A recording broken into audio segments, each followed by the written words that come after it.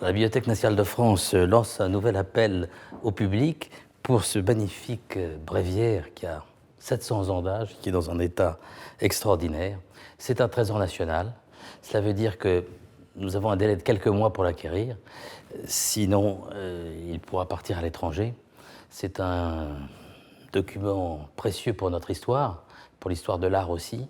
Et donc c'est la raison pour laquelle nous tenons absolument à le garder sur notre sol.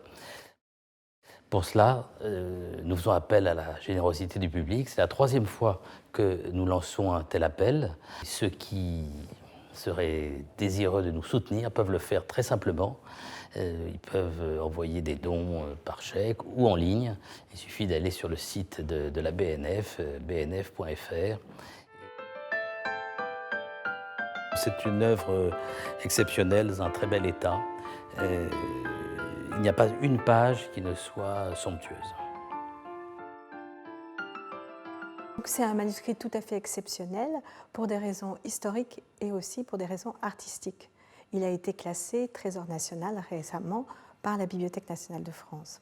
C'est un manuscrit important parce qu'il est le premier témoignage du développement du culte de Saint-Louis comme saint protecteur de la famille royale. Il deviendra plus tard protecteur du royaume de France. Et d'autre part, du point de vue de l'histoire de Loire, il était, pourrait-on dire, le chaînon qui nous manquait pour comprendre le passage de l'illustration, de l'enluminure de Maître Honoré à la fin du XIIIe siècle à Jean Pucelle vers le milieu du XIVe siècle. Du point de vue historique, il faut savoir que ce manuscrit a été commandé par le roi Philippe le Bel pour être offert à sa cousine, elle aussi petite fille de Saint-Louis, au moment où il lui confie la garde de l'abbaye Saint-Louis de Poissy, l'abbaye qu'il vient de fonder sur le lieu même de la naissance et du baptême de Louis IX. C'est une abbaye qui va être très riche, qui va être réservée aux princesses de France, et c'est une abbaye de l'ordre dominicain. Le bréviaire comporte la plus ancienne série d'illustrations connues de la vie de Saint-Louis.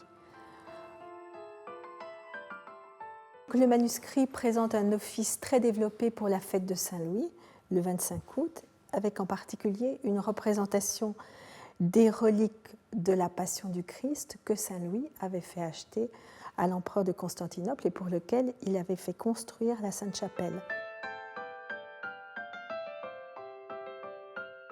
Vous avez ici la représentation de la translation du chef de Saint-Louis, c'est-à-dire de la tête de Saint-Louis, de l'abbaye Saint-Denis où elle était conservée jusqu'à Paris.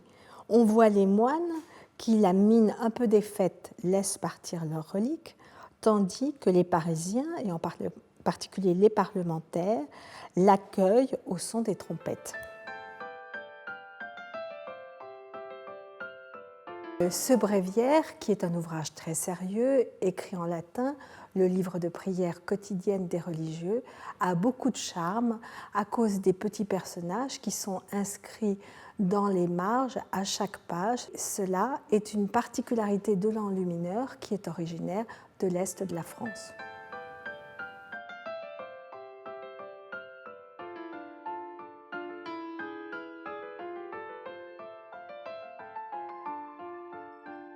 Donc les deux précédents appels que nous avons lancés auprès du public ont eu un vrai succès, même un succès croissant, ce qui prouve qu'il se crée un lien presque émotif ou affectif entre les donateurs et nous à propos du patrimoine.